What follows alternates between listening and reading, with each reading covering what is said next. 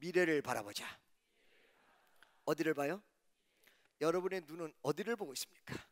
과거를 보고 있는 사람이 있고, 그 다음에 현재를 보는 사람이 있고, 그 다음에 미래를 보는 사람이 있습니다.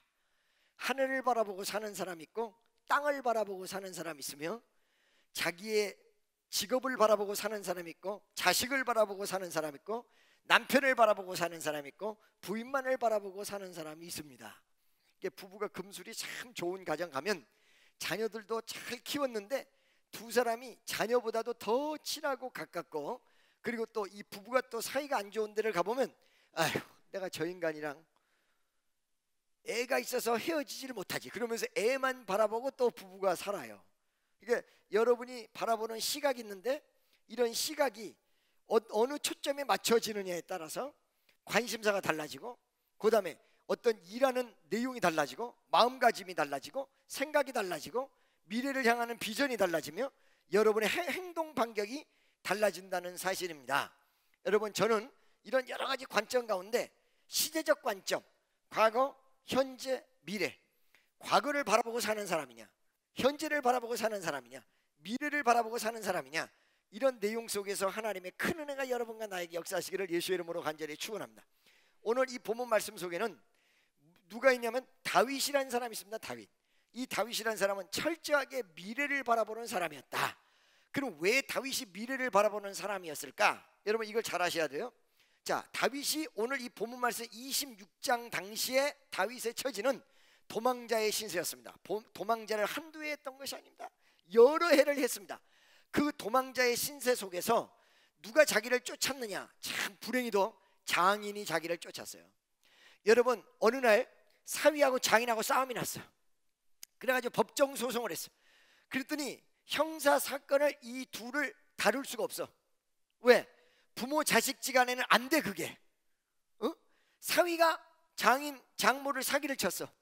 근데 법적으로 어떻게 할 수가 없어. 왜? 장인 장모 사위 관계는 법적으로 형사 사건을 만들 수가 없어요. 왜? 부모 자식 간이니까. 그렇죠? 요번에 여러분 이 세월호 사건 유병헌 씨 도피를 총책임했다, 뭐 체코 전 대사, 이런 얘기잖아요. 나도 좀 궁금해서 몇 사람한테 물어보니까 우리 교회 대사도, 강남 나오는 우리 교회 대사도 그 사람이 얼마 전에 찾아왔다고 그래요. 그래서 절대 만나면 안 된다, 만나지 마라 그랬더니 찾아와가지고 자기 푸념을 막 하더라는 거야. 그게 자기도 좀 듣고 있었는데, 그러면서 가면서 그러더라는 거야. 나랑 만났기 때문에 한동안은 안기부에서 당신 전화를 도청할 것입니다. 그러고 가더라는 거야. 괜히 만났다고 말이지. 난 아무 관계도 없는데 괜히 만났다고. 근데 그 사람이 여러분 유병헌이의 도피를 총책임해서 이렇게 도주하게 만들었다. 그런데도 왜 형사사건에 문제되지 않냐, 이게 왜 이렇게 하고 안 들어갔냐 이 말이에요. 그 이유는 딱 한 가지예요. 뭐예요? 인척 간에는 그 관계를, 범인 도피죄를 적용을 못해. 그러니까 법률적 성립이 안 되는 거예요. 그 정도로 친한 게 친척이고, 그 중에 더 친한 게 부모 자식이고, 그 다음에 부모 자식이나 똑같은 관계가 뭐냐면 시어머니 고부간 혹은 사위 무슨 간이라고 그래. 그걸 보고 장모 사위는 무슨 간이라고 그래요? 고부간이라고 그러지 않고 무슨 간이라고 그래요? 장모 사위간. 장모 사위간. 이거는 부모나 똑같은 거거든요. 부모거든요. 똑같은 게 아니라 부모예요. 그렇기 때문에 가장 절친한 관계거든요.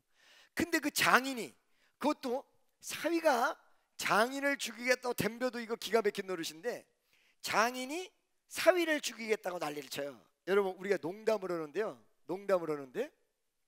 농담에도 격이 있고요, 농담에도 자기의 위치가 있어요. 그러니까 즉 얘기하면 어떤 사람이 어저께 나한테 상담을 하는데, 뭐라고 상담을, 어떤 연예인이 매니저에 대한 상담을 해. 연예인들이 매니저에 대한 상담을 굉장히 많이 하거든요. 사실은 매니저랑 관계 정립을 어떻게 해야 될지 모르겠다, 이 매니저가 나한테 엉긴다, 매니저가 이상한 짓을 한다. 처음에는 난 그런 얘기를 하면은 그런 것까지 상담한다고 막 뭐라고 했는데, 요즘은 그게 상당히 심각한 부분이야. 매니저 때문에 우울증이 와. 근데 매니저는 이 가수를 또 혹은 이 배우를 서포트하는 게 매니저잖아요. 그러니까 이게 가수가 농담할 수 있는 게 있고 매니저가 농담할 수 있는 게 있어요. 그러니까 이제 매니저가 그랬단 말이야. 예를 들어서 어떤 자기 친구를 만나서, 아 참네, 나 얘 매니저 네가 좀 데려갔으면 좋겠어.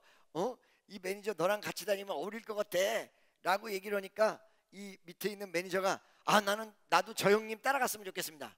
자, 매니저가 가수가 자기 매니저한테 그런 농담을 해도 매니저가 밑에 있는 사람의 입장에서 배우나 그다음에 가수한테 그 농담은 하면 안 되거든요.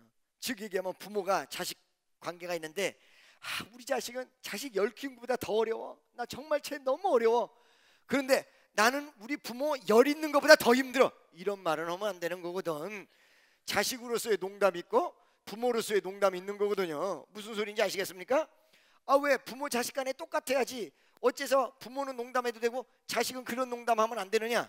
자 여러분, 부모 자식이 똑같다면 양육을 할 필요가 없는 거지. 애가 태어나서 왜 어째서 내가 너를 양육해야 돼? 네가 나를 양육 안 하는데 그 어린애 내팽개치면 죽는 거죠. 그렇죠?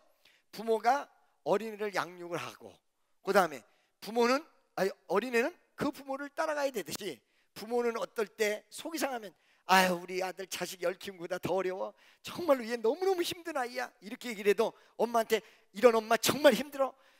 엄마 10 있는 것보다 더 어려워. 이 엄마 정말 없어졌으면 좋겠어. 이렇게 하면 그건 큰일 난다는 거야. 그렇죠? 그러니까 격이 있다는 거예요. 이게 있다는 거예요. 그게 내리 사랑이 있고 그 다음에 부모 자식 간에 예절이 있는 거거든요. 자, 농담은 부모가 세게 해도 자식은 세게 할 수 없듯이 모든 케어와 사랑은 부모는 자식을 꽂아줘도 자식은 살짝 부모를 버릴 수도 있는 거예요. 동서고금을 막 나와. 그러나 부모가 자식을 버리는 예는 없어. 부모가 자식을 버리는 예는 없어. 어머니 아버지가 돌아가시면 앞이 캄캄해도 뭐가 눈앞이 좀 보인대. 근데 자식이 죽으면 아무것도 안 보인다는 거예요. 그렇죠? 옆에 있는 사람에게 당신은 자식이 혹시 당신보다 먼저 그런 소리 하지 마. 주여 아버지, 당신이 부모보다 자식을 더 사랑합니까? 우리 한번 물어보세요. 한번 그렇게만 물어보세요. 부모보다 자식을 더 사랑합니까? 말은 금방 대답하기가 어려워도 마음은 내리사랑이라 그런 법이거든. 그런데 사위는 그 장인을 이렇게 떠받드는데 장인은 사위를 죽이려고 덤벼. 이때 자식이 받는 상처가 얼마나 대단한지 알고 계십니까 여러분? 알고 있습니까? 제가 언젠가 말씀드렸죠. 어린아이가 태어납니다. 딱 태어나면 어떻게 태어나요? 태어나자마자 어떻게 합니까? 태어나자마자 뭐예요? 웃어요? 엄마 그래요? 네. 나 나왔어 이래요? 아니거든요. 딱 태어나자마자 어떻게 합니까? 응애 이러고 운단 말이에요. 그죠? 그런데 이렇게 우는 자식 나중에 키운 다음에 뭐라고 얘기하냐면 내가 너 같은 인간을 낳으려고 내가 배 아파서 너를 낳았어. 내가 너를 놓고 미역국을 먹었어. 그게 이제 자식 원망하는 소리를 그렇게 하거든요. 그 소리 하면 큰일 난다고 그랬죠 여러분. 과학적으로 전부 측정한 결과 부모가 애를 낳을 때 힘을 준단 말이야. 엄마가 옆에서 간호원이 조금만 더 조금만. 나는 어떻게 하느냐? 나는 목사라서 자식이 난산될 때 많은 연락을 받아서 문자로 목사님 지금 나오려고 하는데 힘이 없어졌습니다. 기도해 주세요. 지금 급합니다. 제왕절개를 들어가야 될지 어떻게 될지 모르겠습니다. 나는 말이야 너무 많이 이런 상담과 문자 메시지를 하도 많이 받아가지고 나는 애를 안 낳아보고 그 산부인과 안 가봤어도 낳는 모든 모습을 다 알 것 같아. 할렐루야. 힘을 준다면 옆에서 힘 주세요 그럼 진짜 아프다는 거야 진짜. 너무너무 아파서 애 한 번 난 사람은 다시는 내가 애를 안 낳겠다 그런다는 거예요. 그런데 7남매 8남매가 웬 말이냐. 애를 키우면서 너무 애가 이뻐가지고 그 고통을 잊어버린다는 거예요. 자오간 다시는 애를 안 낳겠다라고 얘기할 정도로 그 아픔과 고통이 대단해요. 그 스트레스가 얼마나 대단하겠어요. 그런데 여러분, 애가 어머니 뱃속에서 딱 태어나면서 우는 이유가 태어날 때 해짓고 나오려는 스트레스, 엄마는 꺼내려는 스트레스, 애는 나오려는 스트레스가 엄마가 받는 스트레스의 10배랍니다. 생명력이라는 게 있어서 그 애가 살아있지, 그러지 않으면 그 애가 버틸 수 없게 돼 있다. 이게 신비라는 거예요. 그 어머니 자궁을 박차고 나오는 그 스트레스가 10배라는 거예요. 그러니까 부모가 받는 스트레스, 자식이 받는 스트레스, 사실은 자식이 더 10배라는 거예요. 그러니까 절대로 이 앞으로 여러분이 나는 이 애를 내가 왜 배 아파서 나왔는지 몰라. 그 자식은 10배나 힘들게 나온 놈이야. 알겠습니까? 무슨 소리인지 알겠죠? 그러니까 여러분, 자식 원망은 될 수 있는 대로 안 해야 된다는 거예요. 할렐루야. 자, 여러분, 그런데 이와 같이 부모가 해야 될 의무, 자식이 해야 될 의무, 이런 의무가 있는데, 이 사울은 자식을 죽이려고 그랬다. 거기에 받는 스트레스는 어마어마했을 거야. 마치 어머니 자궁에서 바깥으로 나올 때 엄마보다 10배의 스트레스를 받듯이 다른 사람이 자기를 죽이려고 하는 것보다 10배 스트레스를 받았을 것입니다. 할렐루야. 그래서 도망갔습니다. 이 장인이 누굽니까? 임금입니다. 모든 권력, 모든 부를 한 손에 쥐고 있는 사람입니다. 모든 나라가 이 사람 명령 한번 떨어지면 어명이라 착착착착 돌아가야지, 안 그러면 이 나라는 망한 나라입니다. 근데 전국에다가 자기 사위 죽이라고 그랬어요. 이거를 도망다녀. 일당 100, 수천 명과 싸울 수 있는 파워를 지니지 못하고 있다면, 그리고 이거를 인내할 수 없다면 다윗은 그 나라에서 고사되고 말 수밖에 없는 가장 위기의 상황 속에 처해져 있는 다윗이었습니다. 할렐루야. 그런데 이 다윗이 이런 위기 상황 속에서 참 기가 막힌 기회가 딱 왔습니다. 이 기회가 무엇이었냐? 사울이 3,000명을 데리고 자기 사위 다윗을 죽이려고 왔는데, 다윗을 찾다가 어느 장소에 가가지고 잠을 잤어. 사울도 잤어. 그 다음에 주변에 그 부하들도 다 잤어. 얼마나 피곤했는지, 그리고 얼마나 무방비가 됐는지를 성경은 표현하고 있습니다. 항상 여러분, 군인은, 그때 당시는 군인 시대이기 때문에 무기를 끌안고 자. 옛날에 저희가 군대 있을 때도 무기가 내 생명보다 더 귀한 거야. 총, 기가 막히는 거야. 총이 가장 소중한 거야. 예를 들어 불침번을 쓴다든가 어디 보초로 나가면 총을 살짝 졸더라도 딱 끼고 자. 만약에 총을 저 옆에다가 뒀고 총을 내버렸다가는 그거는 죽음이나 똑같다는 거예요. 그런데 칼을 끼고 자야 될 이 임금이 머리맡에 주변에 칼이 꽂혀 있다. 이 말은 무슨 말이에요? 완전 무방비됐다는 거예요.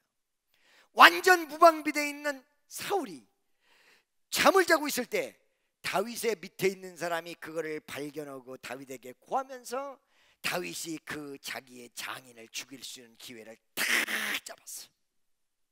딱 잡았어.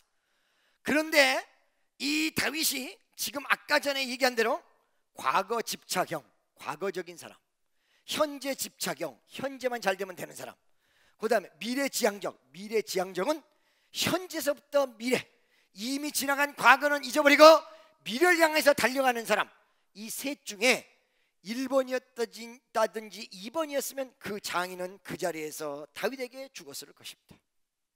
그런데 자기가 지금 죽을 수밖에 없는 처지에 수년간 도망자 신세로 도망을 다녔고, 지금 이 장인을 죽이지 않으면 내년에도 후년에도 10년 뒤에도 장인이 왕으로서 사는 날 동안 계속 도망 다녀야 될지 모르는 위기 상황인데도 불구하고 이 다윗은 자기 아름다운 미래와 하나님을 바라보는 위대한 역사를 가지고, 나는 이 하나님을 바라보는 마음을 미래지향적인 마음이라고 여러분에게 얘기하는 것입니다. 왜?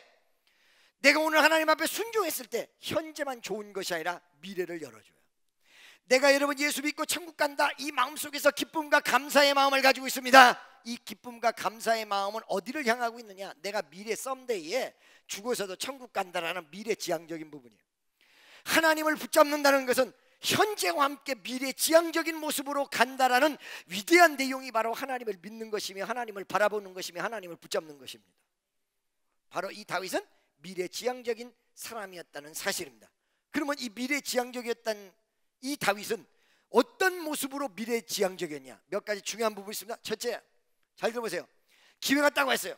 기회가 왔을 때 이 기회를 하나님이 주신 기회냐, 아니면 사람이 만들어낸 기회냐, 아니면 하나님이 주셨어도 나를 테스팅하기 위해서 주신 기회냐, 아니면 진짜 하나님이 나에게 좋은 기회를 줬느냐, 이 내용을 자기의 신앙의 양심과 말씀을 가지고 분별했던 사람이라는 거예요. 할렐루야. 여러분 명심하십시오.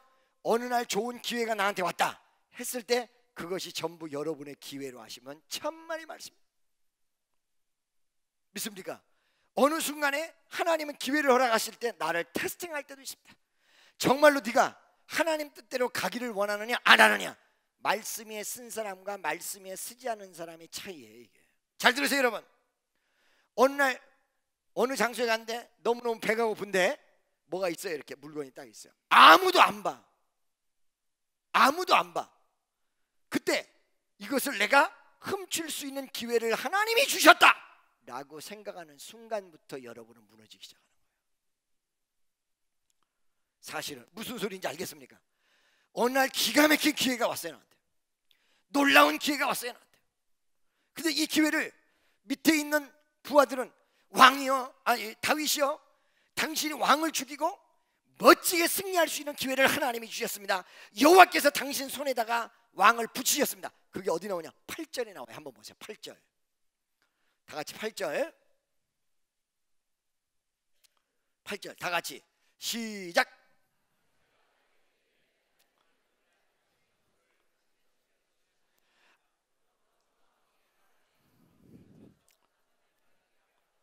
아비새의 부인이 누구예요? 아비새의 부인 어미새.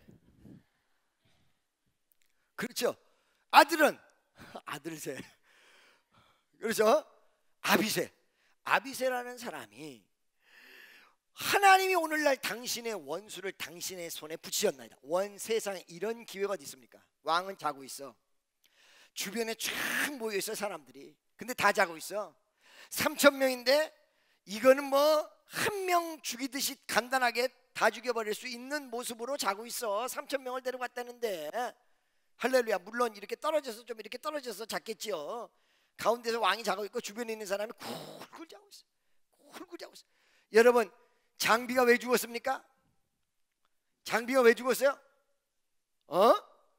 장비가 왜 죽었죠? 쌍금탕 받으라 장비야. 네. 이거를 모르는 사람도 옛날에 텔레비가 없었든지 아니면은 다 잊어버렸든지, 장비야 쌍금탕 받아라 CF에 나오잖아요. 장비가 왜 죽었어요 여러분? 자서 죽었어요. 잔데 어떻게 하고 잤어요? 눈을 뜨고 잤어요. 사람이 간절한데 너무 피곤하면 눈을 뜨고 잔답니다. 그래가지고 죽이려고 장비를 앞에 딱 칼을 들이는데 눈을 뜨고 있네. 무서워서 도망가는데 가만히 소리를 들으니까 코 고는 소리가 나. 그래서 코골이병을 빨리 고쳐야 돼요. 장비가 눈을 뜨고 자는구나. 전쟁터에서는 비일비재한 일이래 이게. 그래가지고 죽여버렸잖아요. 장비가 눈 뜨고 죽었어. 장비가. 그러죠? 전부 자고 있어. 기회가 기가 막혀. 놀라운 기회야. 할렐루야. 그런데 이 기회를 딱 자기에게 주어졌을 때 말씀에 쓴 사람, 신앙의 양심을 가진 사람, 하나님을 아는 사람은 이거를 범하지 않습니다. 믿습니까? 할렐루야. 이걸 범하지 않습니다. 끝까지 버티죠. 바로 다윗이 미래지향적인 사람이라고 얘기했던 것은 첫째, 그거를 분별했다는 거예요. 믿습니까? 여러분에게 축복과 역사와 감사, 그리고 놀라운 역사가 무엇을 통해서 오는 줄 아십니까? 자기의 행동과 자기가 행해야 될 것과 하지 말아야 될 것을 분별할 줄 아는 사람. 판단이 아니에요 여러분. 알겠습니까? 판단은 여러분의 경험, 사고, 생각 속에서 나오는 게 판단이에요. 분별은 말씀 속에서 나오는 게 분별이에요. 할렐루야. 여러분, 제가 언젠가 말씀드렸죠? 그 검사 얘기, 검사 말씀드렸잖아요. 그 검사 얘기. 어느 날 부인이 남편을 데리고 자꾸 교회를 가는데 믿음도 없이 부인 따라서 다니는 거야. 부인이 남편의 믿음을 길러주기 위해서 도시락에다가 성경 말씀을 써가지고 주는 거야. 그러면 점심시간에 도시락을 까먹으면서 그 성경 말씀을 한번 읽어본단 말이야. 근데 어느 날 말이야, 계란에다가 성경 구절을 써서 줬는데 그 계란을 까먹다가 보니까 좀 기분 나쁜 말이야. 딴 때는 남편아 아내를 사랑하라 이런 말만 쓰더니 그날은 욕심이 잉태한 적 죄를 낳고 죄가 장성한 적 사망을 낳는다. 욕심이 잉태한 적 죄를 낳고 죄가 장성한 적 사망을 낳는다. 다 써진 거야. 이거를 본 남편이 아이 뭐 이 사람 이상한 말 썼어. 내가 언제 욕심 부리고 산다고 왜 이런 말 썼지? 좀 기분이 안 좋았어요. 근데 바로 위에서 부장검사가 불렀다. 지금 20년이 훨씬 넘은 옛날 군정시대 이야기예요. 부장검사가 서류를 하나 주면서 이거를 처리를 해라. 그러더니 촌지 하나를 딱 주더라. 그 촌지를 받고 나오는데 다른 때보다 특별하게 얘기를 한단 말이야. 그래서 봉투를 딱 들여다보니까 얼마짜리가 들어서 그때 돈으로 1억짜리, 지금 10억도 넘을 거야. 딱 들은 거야. 이거를 딱 보는 순간 자동차 사고 집 사는데 보태고 벌써 계산, 여러분 돈이 딱 주어지면 여러분 계산이 팍 나가죠. 기가 막히죠. 할렐루야. 내가 한번 물어볼 테니까 대답을 하시기 바랍니다. 내가 한번 물어볼게. 돈이 만약에 어느 날 딱 100억이 주어졌다, 100억이 짱 주어졌다, 그러면 순간 써야 될 때 얘기를 해보세요. 빨리 얘기해보세요. 안 주니까 지금 머리를 안 쓰는 거예요. 딱 생겼다 그러면 난리가 벌어져. 그러죠? 100억이 딱 어디서 딱 떨어졌다. 그럼 이거 어디다 쓰고 어디다 쓰고 봐봐봐. 0.0001초 사이에 그냥 모든 계획과 모든 프로그램이 머릿속에서 쫙 파바박 생기는데 아까 부인이 얘기해줬던 그 말씀이 계속 떠오르는, 욕심이 탄격죄를 낳고 죄가 장성한 지 사망을 한다. 이때 갈등이 막 생기는 거야. 말씀에 쓴 사람은 처음에 갈등부터 와요. 말씀에 쓰기 시작하는 사람이 갈등부터 와요. 그러니까 여러분 주일 성수를 잘해야 되고 안식일을 거룩히 지키라, 이 말씀이 여러분 머릿속에 들어오는 순간에 바로 교회로 와야 되겠다 이렇게 오는 사람 많지 않아요. 이 말씀인데 와야 될까 말아야 될까? 오늘 추석이라 주님이 봐주실 거야. 내일이 추석인데 내일 예수님 오시면 어떡할까? 그래도 1년에 한 번 명절인데 뭘 그렇게 그냥 주님이 뭘 그럴까 주님이 그때 계산하는 거야. 그때. 할렐루야. 그렇죠? 봐봐요. 갈등이 생기는 거예요. 갈등. 여러분 마음속에 신앙적 갈등이 좀 일어난다, 그거 결코 나쁜 것이 아니에요. 해야 될까 말아야 될까 이 갈등이 생긴다, 이거 결코 나쁜 것이 아니에요. 다만 발전적 갈등이 있고 후퇴적 갈등이 있어요. 발전적 갈등은 뭐냐면, 내가 그동안 주일 성수를 안 했는데 말씀을 보니까 주일 성수를 해야 되겠다, 내가 이제부터 주일 성수를 해야 될까, 이제서부터 11조를 해야 될까, 이건 발전적 갈등이야. 이건 해도 돼요. 근데 후퇴적 갈등이 있어요. 이 후퇴적 갈등은 뭐냐면, 그동안 열심히 했는데 열심히 하고 봐도 축복이 안 오는 것 같다, 다음 주부터 말아버릴까, 이거는 후퇴적 갈등이야. 옆에 있는 사람에게 발전적 갈등만 하시기 바랍니다. 그래가지고 이 검사가 어떻게 했다고 그랬어요? 여기서 승리를 했어. 그래가지고 그 봉투를 가지고 다시 부장한테 올라가서, 부장님 나 이 사건 못 맡겠습니다 그러고 딱 내렸단 말이에요. 그랬더니 이 부장이 들고 있는 서류를 가지고 머리를 때려버리더라. 그러더니 이 촌지가 어디로 왔어요? 그 옆방으로 왔어요. 그래가지고 어떻게 됐어요? 그 옆방 검사가 자동차가 바뀌고 집이 바뀌고 막 그런데 얼마 뒤에 암흑의 고문치사 은폐 사건, 그래가지고 이 검사가 옷 받고 난리가 나고, 이 사람은 나중까지 멋지게 잘 마치고 하나님 영광 돌렸는데, 그 사람은 욕심이 탄즉 죄를 낳고 죄가 장사한 게 사망을 한다. 아무도 안 보는 1억이 딱 왔단 말이야. 아무도 안 보는 1억이, 응? 아무도 안 보는 돈이 왔단 말이야. 아무도 안 보는 어떤 것이 왔단 말이야. 그런데 말씀에 쓴 사람은 말씀으로 이거를 분별을 하는데, 내 일생 속에서 경험이 많은 사람 지 경험을 가지고 분별을 해. 이거 하나님 이거 봐봐, 아무도 안 보잖아, 첫째. 그 다음에 이거 나 주라고 줬잖아. 내가 언제 달라고 그랬어? 내가 언제 갖겠다고 그랬어? 내가 언제 1억이 필요하다고 그랬어? 온 걸 이것이 하나님이 나에게 준 것이지. 이게 바로 함정이에요. 잘 드세요 여러분. 우리 어느 순간에 그 길로 가면 안 되는 길이 있어요. 절대 가면 안 돼. 지금이 문제가 아니라 미래가 문제가 된단 말이지. 가면 믿어지십니까?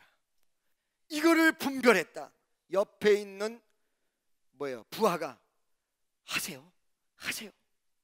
죽이세요. 이걸 하나님이 주신 기회예요. 이 기회는 다시 오잖아요. 이 기회를 놓치면 안 돼요. 이러는데도 머릿속에 말씀이 있어. 신앙의 양심이 있어. 기름 부은 자를 나는 손대지 않겠다. 9절 보겠습니다. 9절 보겠습니다. 9절. 다 같이 시작.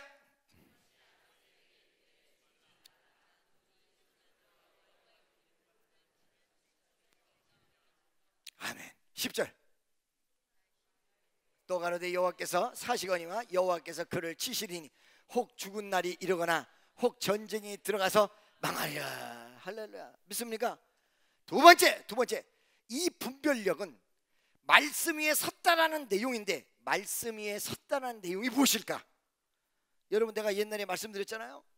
신방을 갔는데 어린애가, 어떤 목사님이 그러셨다고, 성경책을 딱 앞에다가 놓고는 그 성경책 위에서 애가 팔짝팔짝 뛰어. 그러니까 그걸 목사님이 보고서는 이 성경책을 밟고 있으니 이걸 어떻게 하면 좋아? 근데 그 목사님이 뭐라고 했대서, 얘가 놀아도 말씀 위에 서서 놀고 있습니다. 말씀에 놀고 있습니다. 성경책 위에서 펄쩍펄쩍 뛰는 게 말씀 위에 서 있는 것일까? 아니다. 할렐루야. 말씀에 쓸 수 있는 위대한 근거는 지식적 차원이 아니에요, 여러분. 지식이 들어왔는데 이 지식이 내 머릿속에 행동으로 옮겨질 수 있도록 translate into another word, 다른 걸로, another function, 다른 것으로 바꿔줄 수 있는 파워. 이게 뭐냐?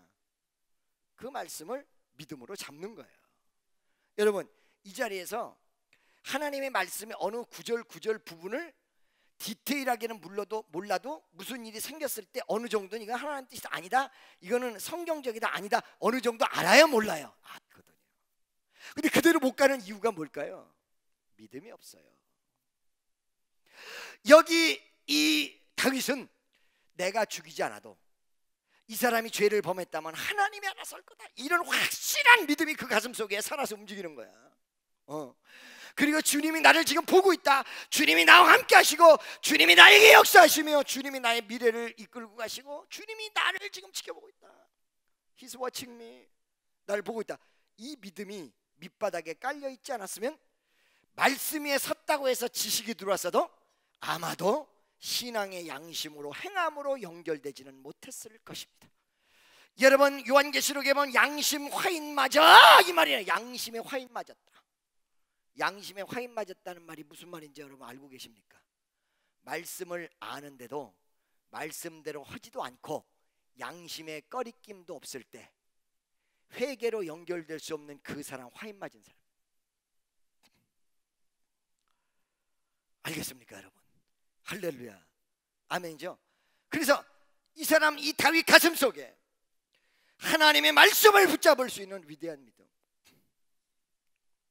성경을 붙잡는 위대한 믿음, 사람을 붙잡는 것이 아니라 말씀을 붙잡는 위대한 믿음이 그 가슴 속에 강렬하게 주어지고 있었다는 사실입니다. 할렐루야. 세 번째,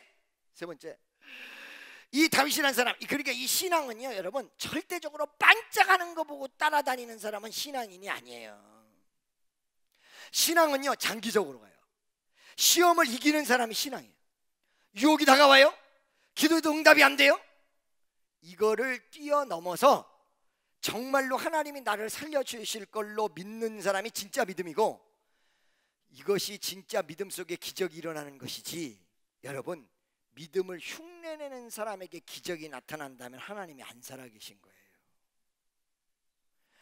여러분, 하나님은 분명히 알고 계세요. 믿음의 흉내를 내고 있냐, 진짜 믿느냐. 할렐루야. 믿습니까? 제가 말씀드렸잖아요, 여러분. 환자들이 막 일어나고, 요번에도 지난주에 그 청년 여러분 오부예배 때 간증한 거 들으셨어요? 미국에서도 그거 보고 막 깔깔대고 웃으면서 은혜를 받으면서 난리가 났다고요. 병든자가 일어나고 역사가 일어나는 그런 역사가 우리 주변에도 얼마나 많이 일어나고, 우리 교회도 얼마나 많이 일어나고, 꼭 나한테 안수를 안 받아도 고침받고, 그 왜 우리 교회에서 이런 역사가 일어납니까? 처음에는 기도해도 역사가 안 일어났다니까. 그때 내가 믿음이 없었다면, 에이, 하나님이 역사 안 하네, 아닌가 보다. 하나님이 보는 거야, 진짜냐 가짜냐를. 흉내냈던 사람이라면 그때 실망하고 끝났어요. 근데 난 믿었거든. 아니야, 성경에 나왔어. 지금 기적이 일어나지 않아도 반드시 일어날 거야. 계속 소리가 어느 순간이 되니까 열리기 시작하는데 난리가 벌어지더라 말이지. 아멘. 옆에 있는 사람에게 믿음은 흉내가 아니라 진짜 믿어야 돼요. 할렐루야. 믿습니까? 그것이 언제 보느냐, 유혹이 다가고 시험이 딱 다가왔을 때 그 사람의 믿음의 진수가 딱 나오도록 있어요. 할렐루야. 믿습니까? 그래서 성경에 뭐라고 나왔어요? 초청을 받은 자는 많아. 그러니까 밖에 나가서 사람들 오라고 그러고 전도하고 초청받은 사람은 무지무지하게 많아. 그러나 그 중에 택함을 받은 자는 적어. 이 말은 무슨 말이야? 진짜 믿는 사람은 적어. 그게 많은 사람들이 착각하고 있는 거야. 초청이란 건 문을 열어놓고 있기 때문에 다 오라는 뜻으로 초청 온 거란 말이에요. 그런데 진짜는 뭐예요? 교회 안에서 믿는 사람이 진짜라는 거야. 앉아있는 사람이 진짜가 아니라 믿는 사람이 진짜라는 거야. 할렐루야. 잘 들으세요 여러분. 나는 지금 죽어도 예수의 이름으로 천국 갈 줄로 믿습니다. 손 들으세요. 미안합니다. 죄송합니다. 지금 아직 손 안 든 분들은 다음 주는 들 수 있도록 될 줄로 믿어요. 그러나 이 순간 손 안 든 사람은 그 대열에 못 들어간 거예요. 그 대열에. 무지무지하게 중요해요. 제가 집회를 갑니다. 집회를 가서 그걸 물어봐요. 지금 죽어도 천국 갈 줄로 믿는 사람 손 들어라. 어느 교회는 40%, 어느 교회는 50%, 어느 교회는 60%. 나머지는 죄송하지만 카운트리스 셀 수가 없습니다. 14만 4천이라는 숫자가 나옵니다. 이것 때문에 요한계시록 이 14만 4천 때문에 여호와 증인이라는 엄청난 이단이 판을 치지요. 실질적 숫자다. 14만 4천이라는 것은 신구약에 12 곱하기 12 곱하기 1000 이래서 나온 게 14만 4천이에요. 구약의 12지파, 신약의 12교회. 알겠습니까? 그렇죠? 어마어마하게 많은 숫자. 그러나 이 무리 안에 들어가는 사람이고 못 들어가는 사람이 있다. 할렐루야. 만약에 여러분 천국이 존재하지 않는다, 저는 목사 안 해요. 만약에 하나님이 살아계시지 않다, 직업적으로 목사해. 아니 왜 내가 이거를 해? 전혀 할 필요 없어요. 믿지 마세요. 교회 나오지 마세요. 반드시 살아계시고 반드시 천국이 있기 때문에 목숨 바쳐 외치고 하나님의 역사를 이루려고 한다는 거지. 그거 없으면 다 소용없다는 거예요. 무슨 말씀인지 아시겠습니까 여러분? 할렐루야. 아멘이죠. 그래서 여러분 어떤 부분에서는 꼭 해야 되는 거를 해야 될 부분이 있어요. 누가 비난을 하건 주변에서 난리를 치건 하지 말아야 될 건 안 하고 해야 될 건 꼭 해야 되는 부분이 있어요. 메삭 사드락 아베누고는 왕 앞에 나가서 당당하게 주의 말씀을 외쳤습니다. 수없는 사람이 비난하는데도 불구하고 수없는 사람이 난리치는데도 불구하고 왕이여, 내가 왕이 어떤 얘기를 해도 왕의 신상에 내가 절하지 않을 것이며 하나님이 우리를 구출할 것이로되 그리하지 아니하실지라도 나는 왕의 신상 앞에 절하지 않을 것입니다. 당당하게 얘기했습니다. 엄청난 담대함이었습니다. 그 어마어마한 권위자 태양으로 모셨던 황제 앞에서 왕의 신상 앞에 난 절하지 않을 것입니다. 하나님이 우리를 살릴 것이로되 그렇게 살리지 아니하실지라도 우리를 죽이실지라도 왕의 신상 앞에 절하지 않으리라, 절하지 않으리라, 절하지 않으리라. 여러분 신앙은 어디서부터 출발하면 지조에서부터 출발하는 것이에요. 여러분이 세상을 선택하지 않고 하나님을 선택했고 세상을 믿지 않고 하나님을 믿은 선택의 여지가 있어요. 이 선택의 여지는 무엇을 동반해야 되느냐? 생활과 환경 속에 지조를 동반해야 됩니다. 하나님 뜻대로 가야 된다라는. 무슨 말씀인지 알고 계십니까? 할렐루야. 바로 이 지조가 믿음이요 신앙이라는 거예요. 이것이 현실과 그리고 여러분 생활상에 반드시 나타나야 된다는 것입니다. 그것이 신앙입니다. 여러분 모든 면에서 다 자유롭게 생활하시기 바랍니다. 율법 아닌 율법을 만들어가지고 예배 시간에는 아멘도 하면 안 되고 이거는 성경에 나와 있지도 않는 자기의 법을 만들어서 그거 순종하라는 얘기가 아니에요. 자유롭게 하세요. 자유롭게. 우리 청년애들 얼마나 자유롭게 예수 믿습니까? 그러나 신앙의 핵심적 부분이 있어요. 말씀적 부분이 있어요. 이 부분은 타협하면 안 돼요 여러분. 절대로 타협해서는 안 돼요. 그 크리스찬이 아니에요 더 이상. 할렐루야. 타협하지 않는 신앙, 이것이 바로 지조라는 사실을 믿으시기를 주 예수의 이름으로 간절히 축원합니다.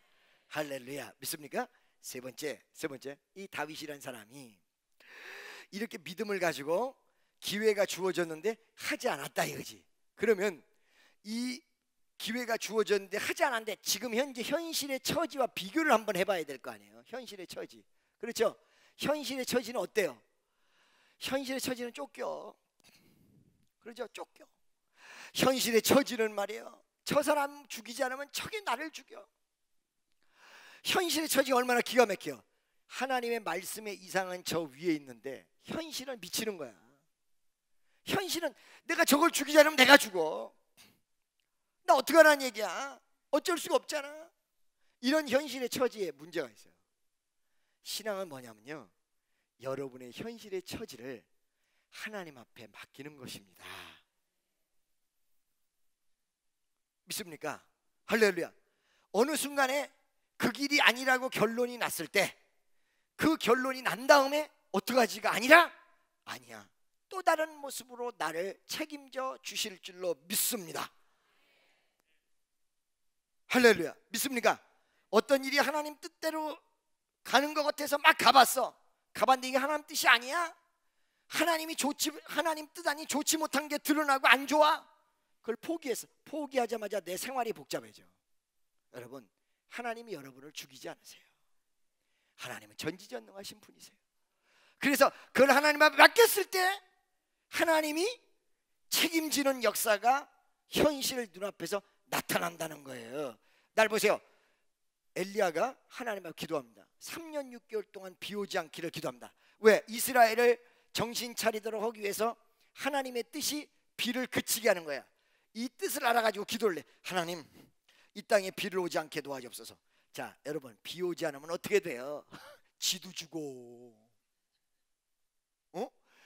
비 오지 않으면 엘리야 자기도 죽어. 자기도 죽는다고. 자기도. 그렇잖아요.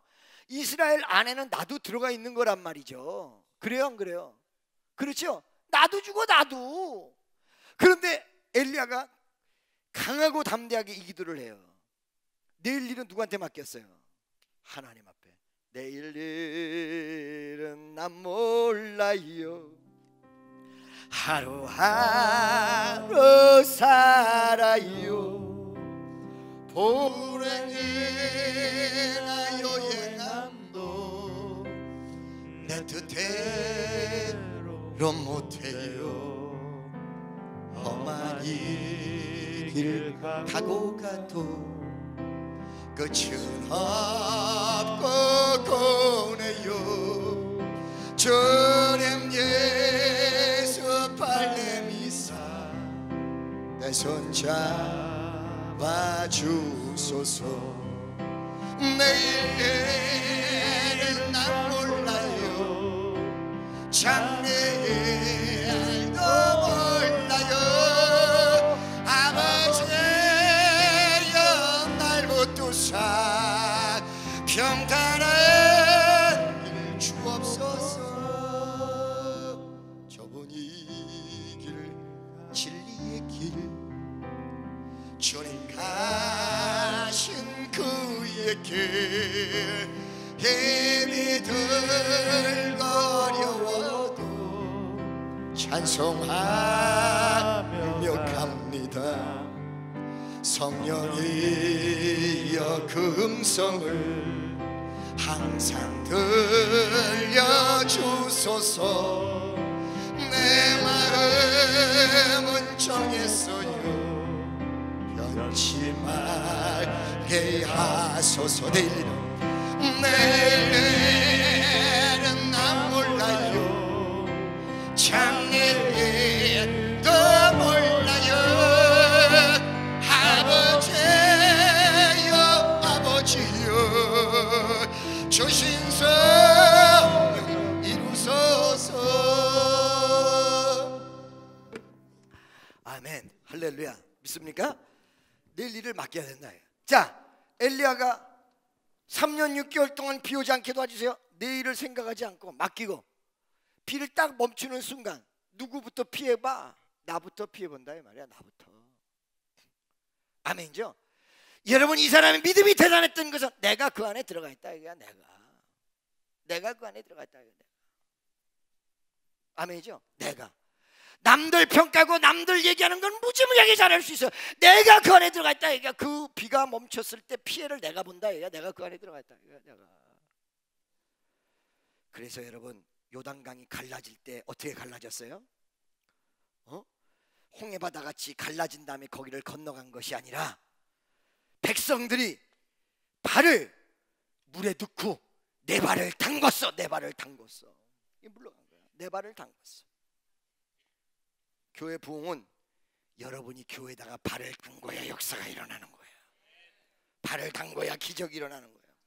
그 구역에다가 발을 담궈야 그 구역이 부흥하는 거예요. 구역장들이 의무 방어전으로 의무만 하고 나는 저쪽에서 물 한 방울 손에 안 묻히려고 그러고 여기서 역사가 벌어지는 게 아니야. 맨날 왜 우리가 부흥이 더 돼야 되는데 왜 안 되지? 그 본인이 물을 손에 집어넣지 않고 있기 때문이야. 할렐루야. 엘리야가 자기가 그 3년 6개월 동안 비 오지 않는 땅에 자기가 있어. 자기가 먼저 피해를 봐. 그런데도 불구하고 하나님의 뜻을 이루려고 손을 딱 들고 하나님 앞에 기도합니다. 주여 멈추시옵소서. Stop it now please. 비가 딱 멈췄어요. 어떻게 됐어요? 모든 사람은 이 가뭄 때문에 다 죽어가는데 엘리야는 어떻게 됐어요? 여러분, 엘리야는 까마귀가 날라와서 먹을 거를 물어다 주고 하나님이 시내로 이끈 다음에 시내가 다 마르니까 사르밧과부를 통해서 축복을 주시고 하나님이 까마귀를 통해서 역사하시고 시냇물을 통해서 역사하시고 사르밧과부를 통해서 역사하시고 기적을 막 베풀어서 그를 요만큼도 부족함이 없도록 다 만들어 주더라. 할렐루야. 부족함이 없도록 채워주실 줄로 믿습니다. 미국으로 우리 방진희 회장이 목사님 뭐뭐를 하는데요 좀 모자란데 어떡할까요? 그래? 아니 다 될 것이다. 다 될 거야. 할렐루야. 요번에 9월 14일 날 정하면서 요즘 말이에요 이것저것 쓸 돈도 많은데 어떻게 할까요? 아니 하나님이 감동을 주셨으면 하나님이 다 준비하셨어. 다 준비하셔서 그랬더니 방진이가 그래요? 근데 어느 날 어떤 분을 딱 만나러 갔는데 잠깐 오라고 그래. 딱 갔는데 그 자리에서 수표 한 장을 착 내주면서 이거 가지고 준비하라고 그러더라는 거야. 그러니까 방진이가 미국으로 전화 와서 할렐루야 그러고 전화 온 거야. 야 이 자식아 그래서 다 준비한다고 했잖아 하나님이. 그랬더니 아멘 할렐루야. 부족하면 부족한 대로 넘치면 넘치는 대로 우리 주님 모든 걸 준비하신 하나님, 하나님 뜻대로 결단하고 하나님 뜻대로 쫓아가며 하나님 뜻대로 나아갈 때 여러분을 위하여 준비하신 하나님이 생각지도 않은 unexpected something, 생각지도 않은 방법으로 여러분과 나에게 폭포수 같은 은혜로 허락하셔서 남음이 없고 부족함이 없을 정도로 흔들어 넘치도록 채워주실 줄로 믿습니다. 남음이 없는 게 아니라 부족함이 없도록. 참 남음 없으면 좀 남아야 돼요. 아멘이죠? 믿습니까? 할렐루야. 바로 여러분 다윗이 이런 하나님 앞에 완전히 미래를 맡기고 지금 이 현실과 이상의 괴리감, 이것을 그 현실 이상을 바라보며 현실을 뒤집어 버리는, 다 따라하세요. 이상을 바라보며 현실을 뒤집어 버리는, 현실을 하나님 뜻대로 바꿔버리는 위대한 사람, 그게 바로 데이비드예요. 할렐루야. 이상을 바라보면 현실을 뒤집어 버려. 지금 형편은 도저히 안 되는데 하나님의 역사대로 밀고 나가는 거야. 도저히 어떻게 할 수 없는데 하나님 뜻을 믿는 거야. 도저히 어떻게 할 수 없는데 하나님의 결단을 이루는 거야. 이 위대한 역사예요.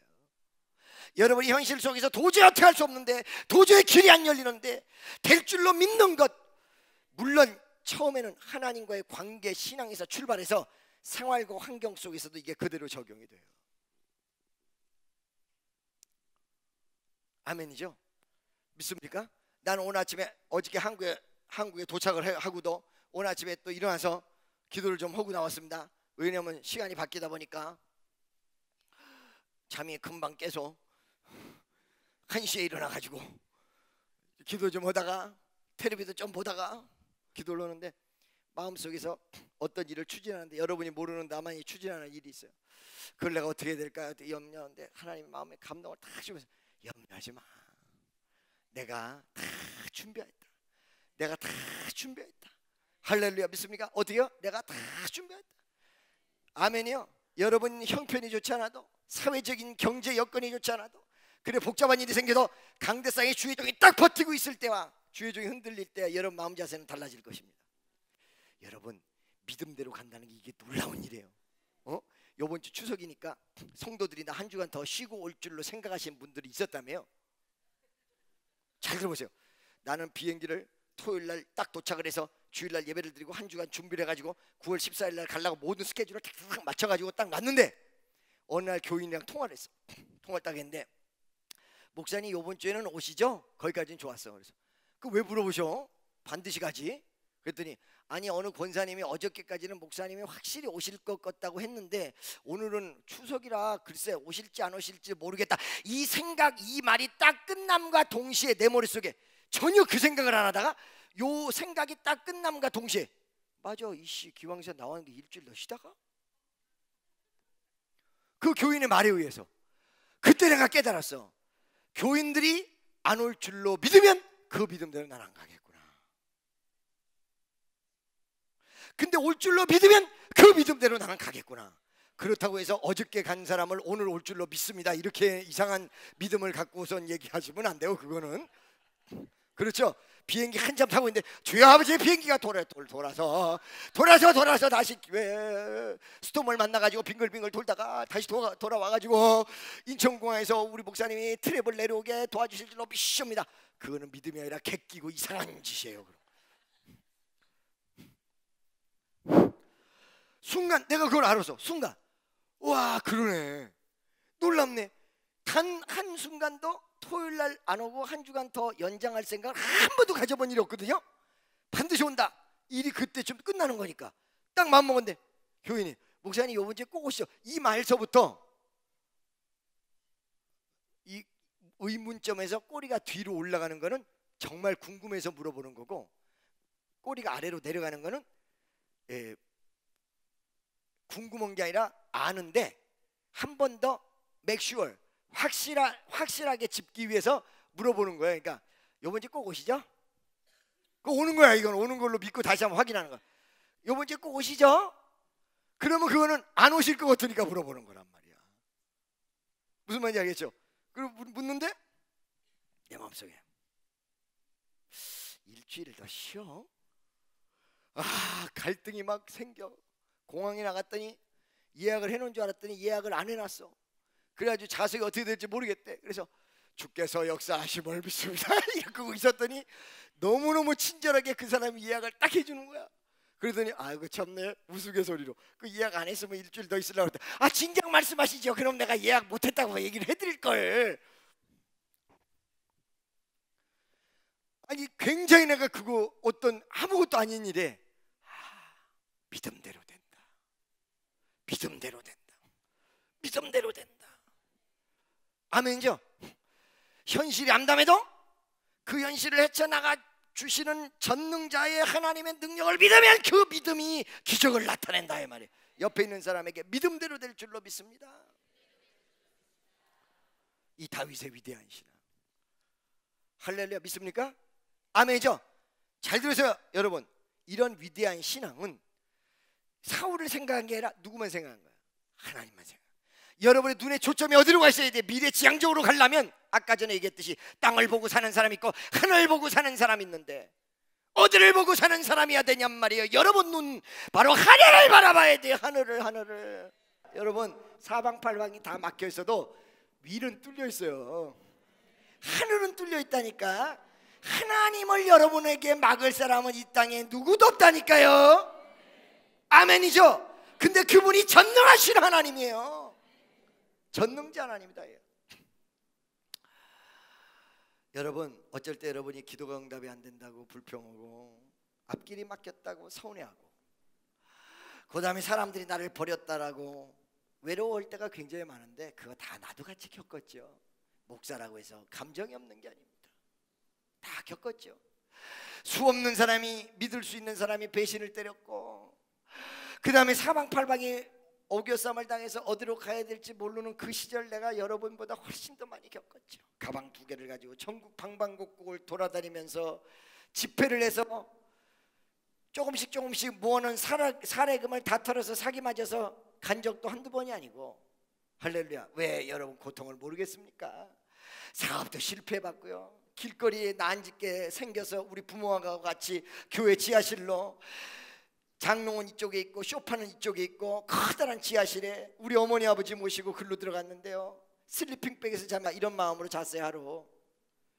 그런데 오늘도 변함없이 말할 수 있는 내용은 뭐냐면, 하나님은 그렇게 얄팍해서 강력한 기도를 할 때 금방 즉시 기적이 일어나는 경우도 많으나, 경우에 따라서 여러분의 흔들리지 않는 마음을 보세요. 외로움이 다가오고 괴로움이 다가와도 네가 흔들리느냐 안 흔들리냐 그거 본단 말이에요. 여러분, 나도 눈이 커서 겁이 많게 생겼잖아요. 그 집회를 갔다 와도 집회 시작할 때는 기적이 일어날 것 같은데 집회 갔다 오면 아무것도 없어요. 여러분, 나같이 하루에 8, 9시간씩 떠들면서 설교해 보셨어요? 부흥 강사로 이거를 말이에요 70회 80회를 하루도 못 쉬고 내리 연장으로 한번 해보셨어요? 머리 어깨 무릎발이 따로 놀아요. 만약에 예를 들어서 노동의 대가 이것만 가지고 평가한다면 여러분보다 내가 노동을 훨씬 더 많이 한 사람이지, 하루에 8시간 9시간을 떠들어댔는데 새벽 예배까지 해가지고 기도까지 한다 그래 이 말할 수가 없는데 온몸이 다 따로 놀지, 찐을 뺐지. 그렇죠? 근데 아무것도 될 것 같지 않은 현실이 딱 부딪혔을 때, 그때 내 자신에게 내가 얘기를 해. 뭐라고? 야, 이 자식아, 하나님이 너를 지금 보고 있어. 네가 이걸 못 넘으면 되겠냐? 그러면서 불렀던 노래가 뭐라고 그랬어요, 여러분? 집회 마치고 왔어요. 사례금을 받으려고 간 건 아니지만 어느 날 사례금을 주려고 하면서, 집회 마쳤는데 사례금 주려고 하면서, 우리 사모가요 병원에 입원해야 되는데요 막 이 소리를 해. 그러니까 하는 수 없이 그걸 다시 내줬어. 내줬더니 아이 뭐 아닙니다 강사님 가져가세요. 이 소리 한 번이라도 했으면 내가 덜 억울하겠어. 딱 가니까 기도하겠습니다. 딱 쥐고서는 기도를 해주는 거야. 나를. 나 눈 뜨고 쳐다보고 있었어 이렇게. 그리고는 그 안에서 나한테 음악을 하는 애들 중에서 하루에 그 일주일에 10만 원씩 받아가야 지가 등록금도 만들어요. 못 받았잖아 저기서. 왜 또 계단이 그렇게 많은 거야. 한 30개 되는 계단 쫙 해서 둘이서 못 받았잖아. 이 계단을 내려가면서 할렐루야. 그랬더니 얘네들이 우리 목사님 오늘은 사례금을 많이 받은 모양이다 이렇게 쳐다보는 거 같아. 야, 나 하늘나라에다 저금하고 왔어 사례금. 그 얘네들이 알아 벌써 그 소리가 무슨 소리인지. 네, 할렐루야.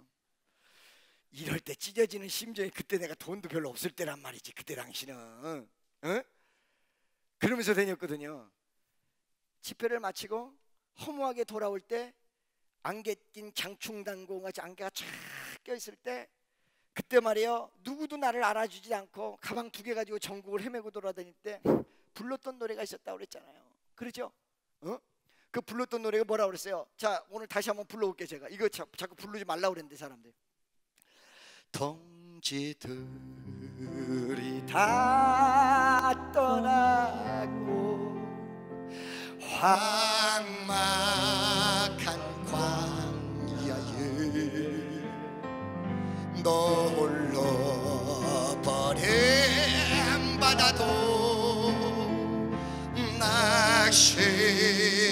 낙심하지 마라. 난관 역경 뚫고 담대히 나가거라. 하나님은 내 편 되사 너를 지켜주신다. 이 절이 더 기가 막혀.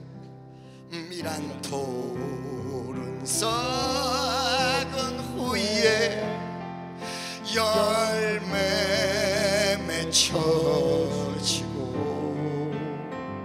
십자가를 진 후에야 부활 영광 있네. 난관 역경 뚫고 담대히 나가거라. 하나님은 나에게 펴사 너를 품어주신다.